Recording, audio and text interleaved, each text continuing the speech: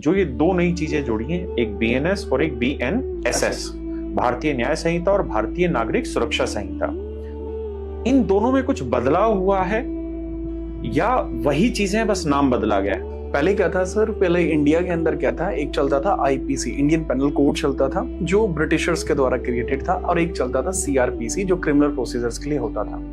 अब Indian government का क्या था कि उन्होंने सोचा कि क्यों ना इसके अंदर कुछ ऐसा बदलाव लेकर आया जाए जो काफी ज्यादा अट्रैक्टिव सा रहे और इंडियंस को समझना थोड़ा आसान रहे।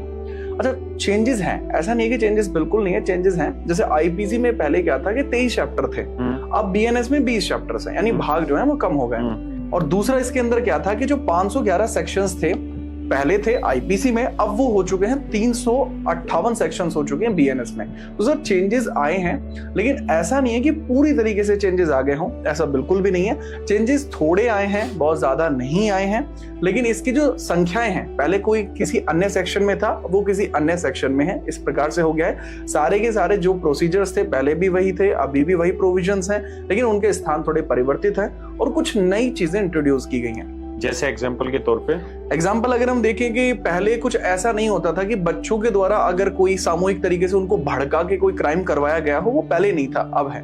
अगर कोई टेररिज्म एक्टिविटी कराई गई हो, उसके लिए पहले एक्ट अलग था, लेकिन अब वो बीएनएस में भी दिया गया है। कलेक्टिवली कोई अपराध किया जाता था तो वो पहले इतना सख्त नहीं था, थोड़ा अब सख्त कर दिया गया है। अच्छा, टेक्निकलिटी चेंज हुई है। टेक्निकलिटी चेंज हुई है। आईटी को भी बहुत ज्यादा फोकस किया है इस बार बीएनएस के अंदर, वो भी साइबर वाला जो है, साइबर वाला जो है उसको थोड़ा सा फोकस किया गया है। बीएनएस में और बीएनएसएस में, बिल्कुल।